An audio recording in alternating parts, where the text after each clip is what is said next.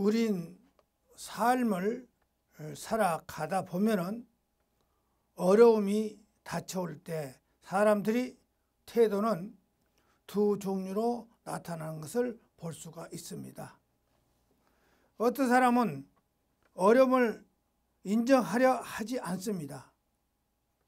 그래서 집안에 어려움이 일이 닥치면 집 밖으로 돌아다니면서 술이나 마시고 자기 뜻대로 자기 생각대로 할부하고 다니는 수가 많습니다.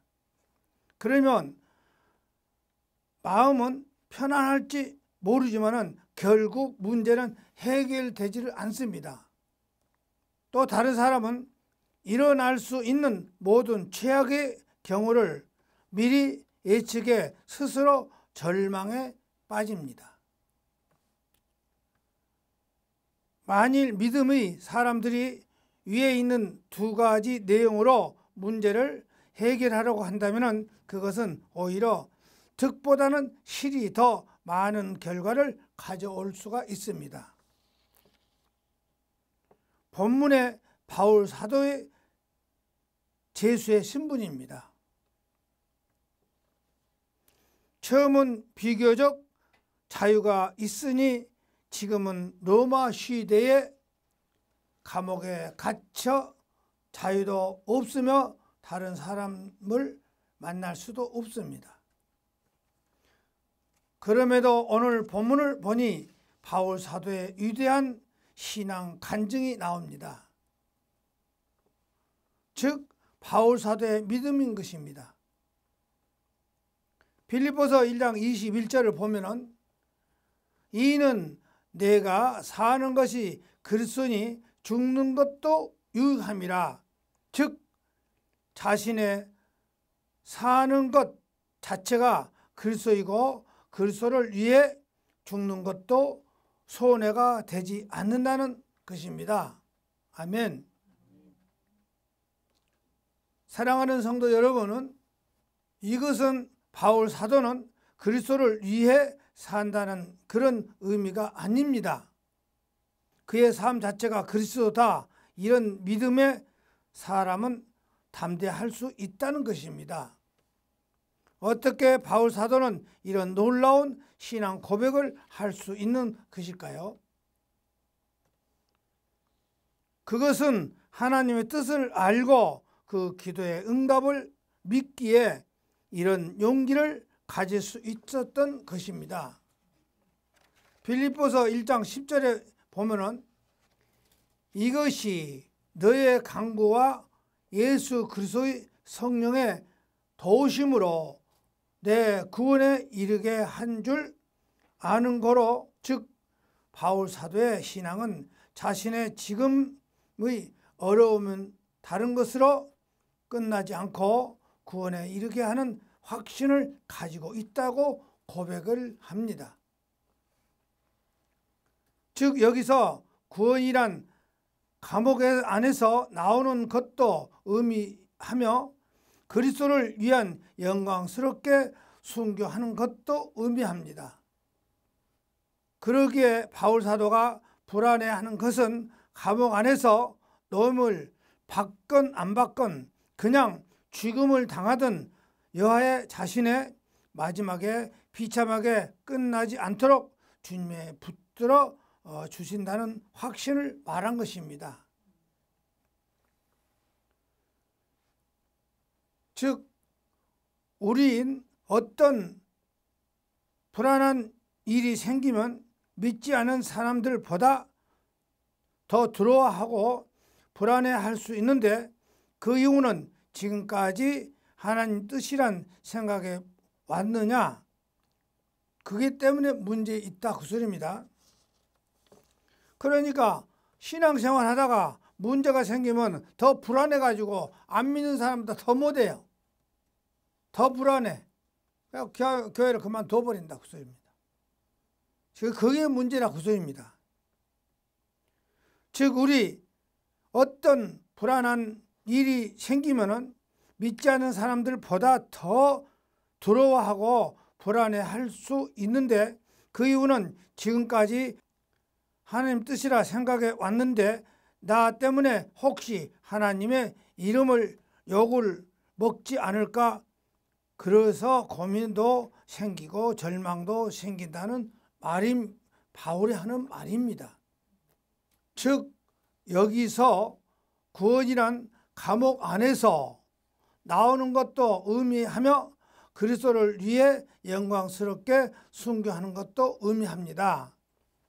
여기에 바울 사도가 불안해하는 것은 감옥 안에서 노임을 받건 안 받건 그냥 죽음을 당하든 여하튼 자신의 마지막에 비참하게 끝나지 않도록 주님이 붙들어 주신다는 확신을 말한다 그 소리입니다.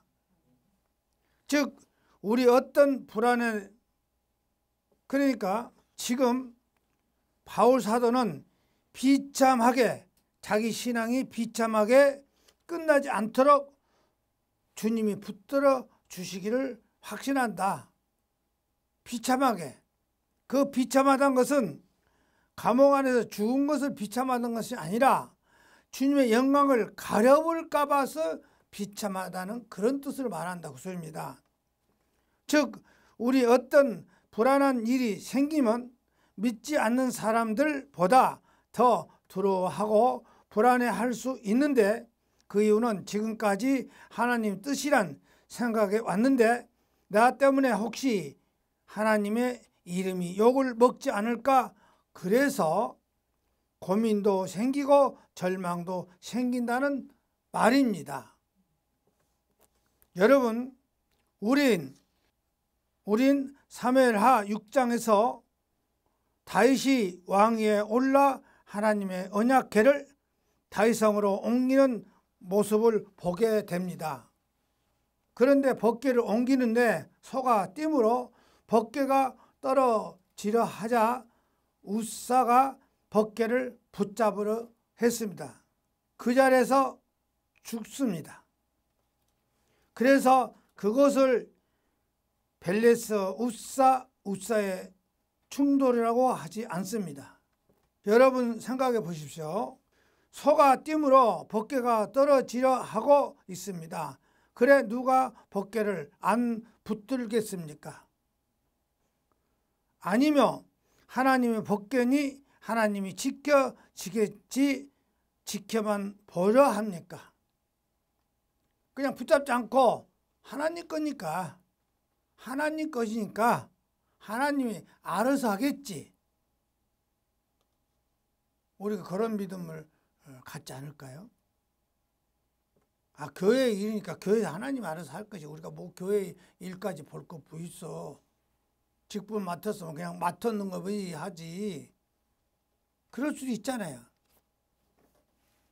교회 뭔 일 있으면 아이고 우리가 나서야 되는데 하나님 일이니까 하나님 알아서 할 거야. 관심이 전혀 없다고 그 소리입니다 지금. 아니면 하나님이 법궤니 지키시겠지 지켜만 보렵니까? 우린 어려운 일을 당할 때 그토록 생각이 복잡한 이유는 결과가 좋지 않을까? 그래서 하나님의 이름을 욕을 받지 않을까? 조롱을 받을까? 걱정하는 것이 아닐까? 그러니 우리가 기억해야 할 것이 있습니다. 그것은 우린 결과를 모른다는 것입니다. 지금 바울 사도가 감옥에서 석방될지 죽을지 아무도 모른다.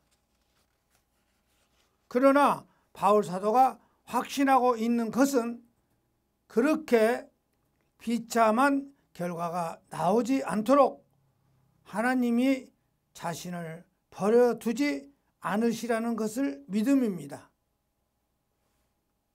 예수님도 당신이 죽으면 모두가 끝이라고 생각하는 제자들에게 요한복음 14장 26절에 보혜사 곧 아버지께서 내 이름으로 보내실 성령 그가 너희에게 오시면 모든 것을 가르치시고 내가 너희에게 말한 것을 생각나게 하시리라고 하지 않았습니까? 또 이렇게 바울 사도가 담대하게 할 수 있는 이유는 자신이 죽을 수 있음을 믿음으로 받아들였기 때문입니다. 빌립보서 1장 20절에 보면은 나의 간절한 기대와 소망을 따라 아무 일이든지 부끄럽지 아니하고 오직 전과 같이 이제도 온전히 담대하게 살든지 죽든지 내 몸이 그리스도가 존귀되게 하려 하니 빌립보서 1장 21절에 공동성경에는 나의 간절한 기대와 희망을 내게 무슨 일이나 부끄러움을 당하지 않고 늘 그러하듯이 지금도 큰 용기를 가지고 살든지 죽든지 나의 생활을 통틀어 그리스도의 영광을 드러내는 것입니다. 보십시오. 바울 사도는 소망을 따라 부끄럽지 아니하는 삶을 살 것이라고 고백하고 있지 않습니까? 바울 사도는 자신이 감옥 안에서 절대로 죽지 않는다고 생각했더라면 불안감을 떨쳐버리지 못했을 것입니다. 그러나 그는 자신이 살든지 죽든지 이것은 체험의 표현이 아니다 그 소리입니다. 어떤 경우도 준비되어 있다는 말입니다. 살아서도 하나님께 영광을, 죽어서도 하나님께 영광을 이라는 것입니다.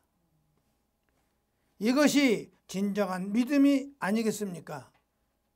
그러니까 바울 사도가 죽는 것이 중요한 것이 아니라고, 사는 것이 중요한 것이 아니라 내가 감옥에서도 죽을 수도 있다. 내가 감옥에 절대 안 죽어. 그러면 불안해. 알 수가 없잖아요. 지금 바울이 감옥 안에서 죽을지 살지 몰라요. 지금.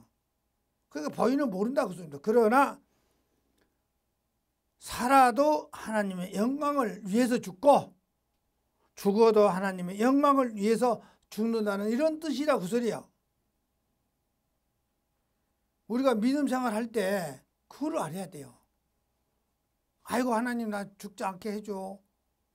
나름 안 당하게 해줘. 그건 지 뜻이요. 지가 정해놓고 지가 말하잖아요. 이것이 진정한 믿음이 아니겠습니까?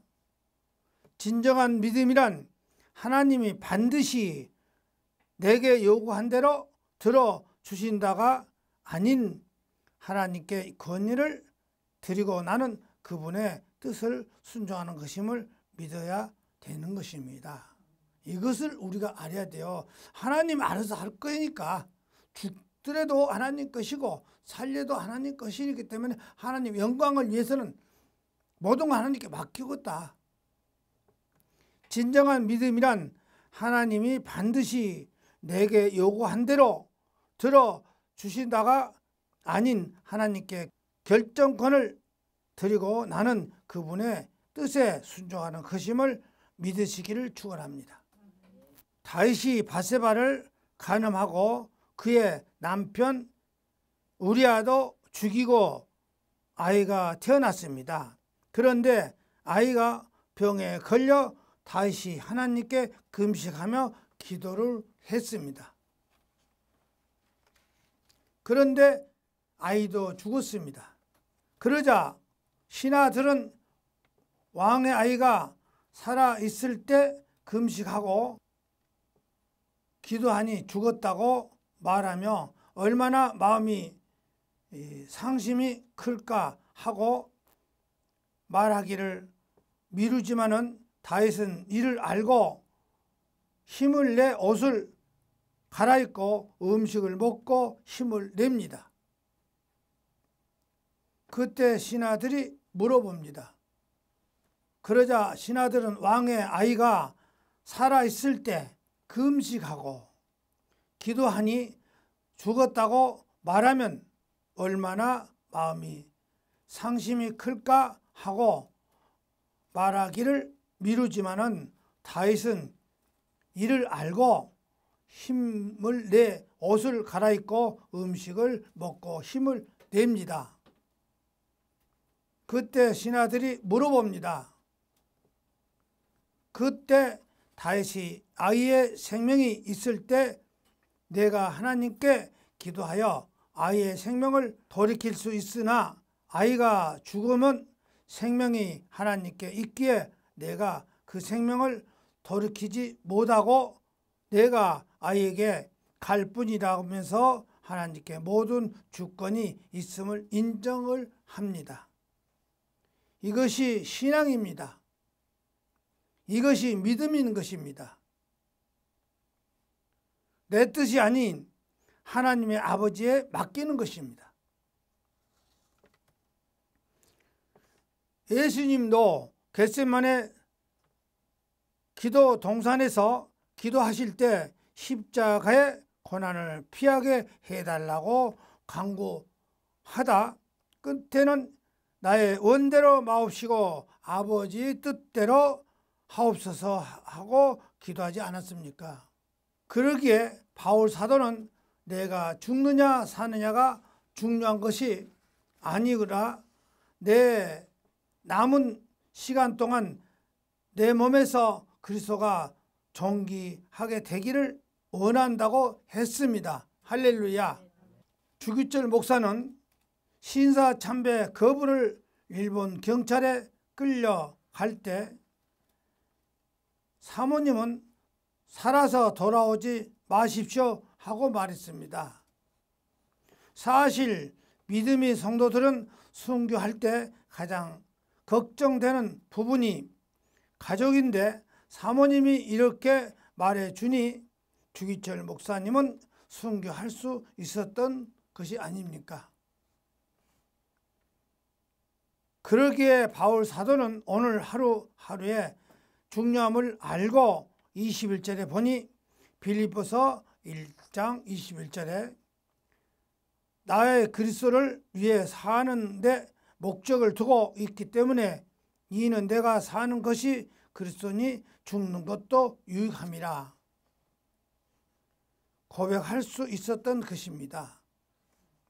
여기서 우리 바울 사도의 삶의 목적을 발견할 수 있으며 자신이 사는 힘이 자신의 힘이 아닌 주님이 주신 힘으로 산다는 것을 알 수가 있습니다. 그러기에 그는 로마서 14장 8절에 우리가 살아도 주를 위하여 살고 죽어도 주를 위하여 죽나니 그러므로 사나 죽으나 주의 것이로다. 사나 죽으나 주님의 것이라는 우리가 알아야 된다 그 소리입니다. 주님은 우리에게 가장 좋은 것을 주십니다. 그러기에 원하고 바라는데도 주시지 않고 더 좋은 것을 바라보고 말씀을 하십니다. 능력이 없어서가 아닙니다. 우리를 사랑하지 않아서가 아닙니다. 믿는 자에게 가장 좋은 것을 주시기 위한 것입니다. 그리스도 안에서 가장 큰 영광을 쓴 겁니다. 그러나 이것은 하나님은 바울 사도와 같은 소수에게 이런 영광을 주십니다. 소수, 적은 숫자. 큰 게 아니에요 지금. 우리가 적은 숫자 한 명 하나라도 한 명이라도 우리 주님이 뭐라고 했어요? 귀하게 생각했다 했어요. 그렇기 때문에 큰 데다가 영광을 주는 것이 아니라 작은 데서 영광을 받으십니다. 소수에게 이런 영광을 주십니다. 따라서 저와 여러분은 사나 죽으나 주의 것으로 힘있게 사시기를 축원드립니다. 우리가 적다고 기죽지 마라 그 소리요. 뭔 뜻인 줄 알죠? 기죽지 마라. 나 혼자라도 예배 들어와서 예배 드리라고. 왜 누구는 안 오고 그거 따지지 마라. 바울 사도의 믿음이 저와 여러분의 믿음이 되시기를 거룩하신 우리 주님 예수 그리스도의 이름으로 간절히 축원드립니다. 아멘.